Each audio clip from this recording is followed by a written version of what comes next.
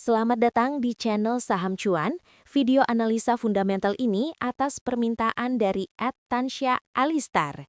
Video kali ini akan membahas PT Maxindo Karya Anugrah Tbk atau MAXI.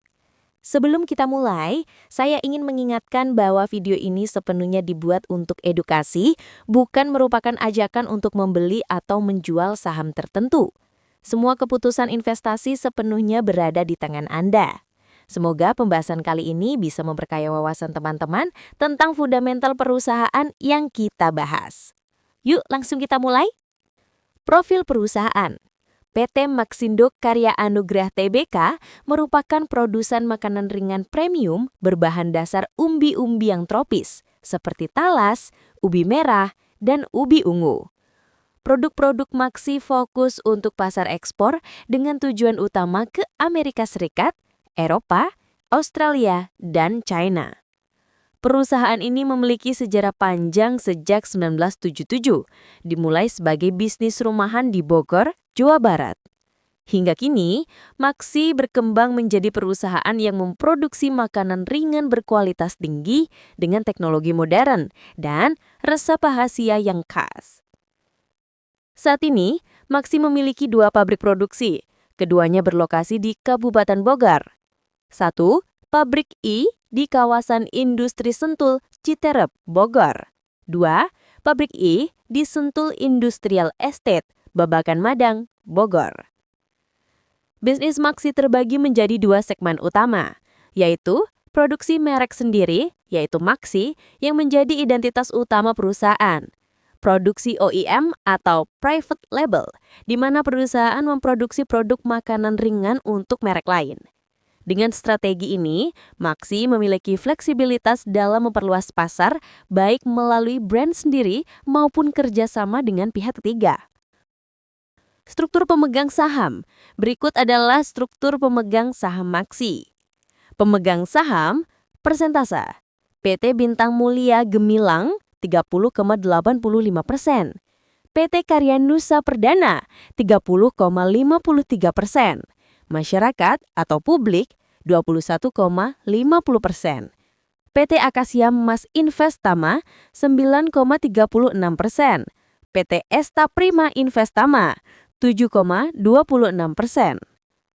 Free float saham Maxi saat ini berada di 21,50%, yang tergolong moderat. Hal ini membuat saham cukup liquid namun tetap terkontrol oleh pemegang saham utama. Kinerja keuangan. Mari kita bahas kinerja keuangan Maxi berdasarkan data Trailing 12 Months atau TTM. Laporan laba rugi. Pendapatan atau revenue 119 miliar rupiah. Laba kotor atau gross profit 33 miliar rupiah. EBITDA 10 miliar rupiah. Laba bersih atau net income rugi 2 miliar rupiah. Walaupun penjualan mengalami pertumbuhan, Maxi masih mencatat kerugian bersih tipis. Ini menunjukkan adanya tekanan pada biaya operasional dan beban keuangan yang cukup tinggi. Neraca keuangan atau balance sheet. Total aset 281 miliar rupiah, total liabilitas 133 miliar rupiah, total ekuitas 148 miliar rupiah, kas 2 miliar rupiah, utang jangka panjang 86 miliar rupiah, utang jangka pendek 34 miliar rupiah. Debt to equity ratio atau DER 0,80. Struktur modal Maxi masih dalam kategori wajar, meskipun tingkat utangnya cukup signifikan. Arus kas atau cash flow. Arus kas operasi 9 miliar rupiah positif. Arus kas investasi minus 91 miliar rupiah. Indikasi ekspansi besar. Arus kas pendanaan 42 miliar rupiah masuk dari sumber pendanaan eksternal. Free cash flow minus 81 miliar rupiah. Perusahaan terlihat sedang agresif berinvestasi untuk ekspansi kapasitas produksi. Namun, hal ini berdampak pada arus kas bebas yang masih negatif. Analisis profitabilitas dan pertumbuhan.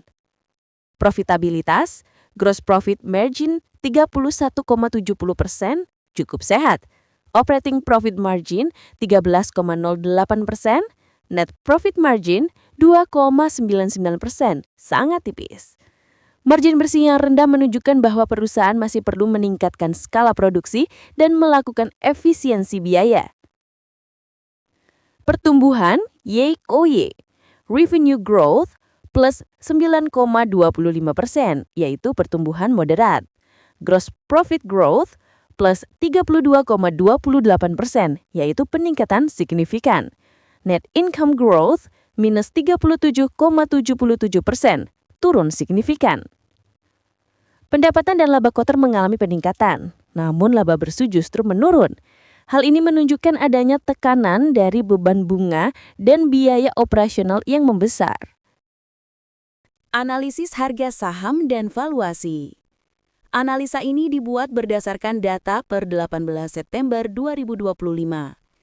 Harga saham MAXCI pada penutupan tanggal 17 September 2025 berada di Rp58, turun Rp1 atau 1,69% dari hari sebelumnya.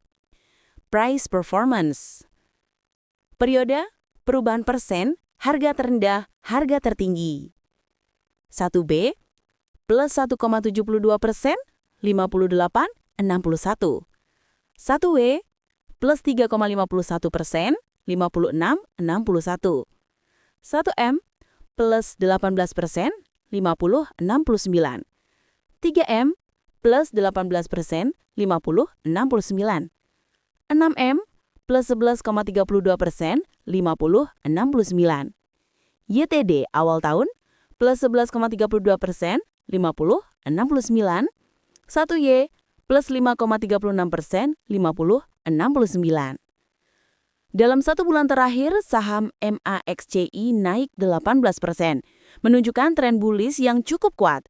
Namun, dalam 1 tahun terakhir, kenaikan hanya sekitar 5,36%, yang berarti saham ini sempat sideways cukup lama sebelum akhirnya rebound. Data kapitalisasi pasar. Market cap Rp567 miliar. Enterprise value Rp685 miliar. Jumlah saham beredar 9,61 miliar lembar. Free float 21,50%. Rasio valuasi. Rasio nilai. Price to book value 3,83. Mahal dibanding rata-rata sektor 1,5 sampai 2. Price to sales 4,75. Tinggi untuk perusahaan makanan ringan. EV atau EBITDA 69,00, sangat mahal. Current PA atau TTM minus 300,31, tidak relevan karena laba bersih negatif. Earnings yield minus 0,33%, negatif, kurang menarik. Dengan valuasi saat ini, Maxi tergolong mahal. Hal ini menunjukkan pasar memiliki ekspektasi yang tinggi terhadap prospek pertumbuhan perusahaan di masa depan. Potensi dan resiko. Potensi positif. 1. Produk berbasis umbi-umbian memiliki pasar ekspor yang besar. 2. Ekspansi pabrik bisa meningkatkan kapasitas produksi dan memperluas pangsa pasar. 3. Jika skala produksi meningkat, margin laba dapat terdongkrak lebih tinggi. Resiko yang perlu diperhatikan. 1. Beban bunga tinggi, interest coverage hanya 0,88. 2. Free cash flow negatif, artinya perusahaan butuh pendanaan tambahan untuk investasi. 3. Valuasi yang mahal membuat saham rentan koreksi jika ada sentimen negatif. 4. Ketergantungan pada pasar ekspor membuat Maxi terpengaruh fluktuasi nilai tukar dan kondisi dunia. Kesimpulan akhir. 1.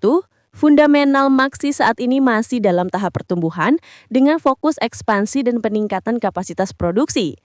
2. Pendapatan tumbuh positif, namun laba bersih masih negatif karena beban biaya yang tinggi. 3.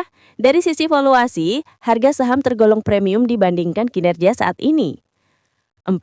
Investor sebaiknya berhati-hati dan menunggu bukti peningkatan kinerja sebelum masuk di harga tinggi.